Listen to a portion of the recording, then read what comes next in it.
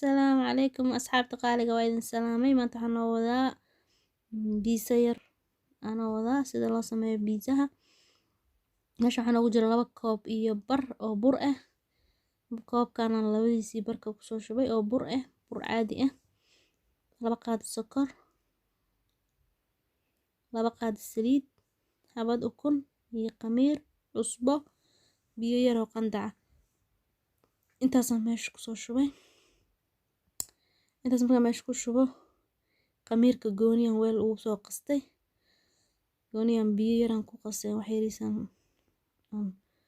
soo qasay gooniyan oo qasay inta kale waa isku dara darta isku dhex dari kartaa biyo qandac aan soo qaato oo ku qasay cajiinkii saan u noqday dhulkaas ka dhigaa insha Allah iska daboolaya macnaha 30 daqiiqo markii ka soo wareegatay waa kana saan u noqdo soo qamiir xoogo qamiirka yani ma ku badinin xooga yar ku daray marka waa kana uu soo qamiir waa soo fidiyay markaan soo fidiyay soos yar uu sameeyay sooska ma ku jiro inta meeshan laakiin insha Allah waa soo gelin doonaa mar kale aan gooni soo gelin doonaa haduu Ilaahay raali ka noqdo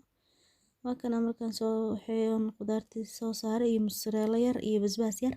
2 qayb aan ka dhigay qaybna basbaas u yeelay qaybna basbaas la'aan aan ka dhigay waa kana ma sha Allah saan waaye jumlada markaan soo ku shubo waaye foornadan gelin doonaa 200 aan u geynaa waa ka leexana waxaan ku dhahay 12 daqiiqo kadib waa soo baxaan ku dhahay ma sha Allah waa kana waa diyaar oo soo jarjaray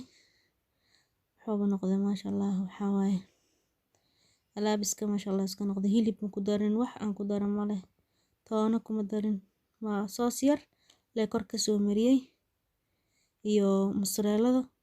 jumlada mozzarella kor ku soo shubay yaanyo waa waxaas iyo barbarooniga guduudka barbarooniga iyo sooska isku ekaaday waa kaasa saas oo soo noqday wax badan oo noqdo halahan iyo halaho kala yaalo marka doo oo ka bata xataa waxa gashan kartaa talaagada caag isku dabool ku shubay talaagada gashan kartaa waa kaasa ma sha Allah baraweeya assalaamu calaykum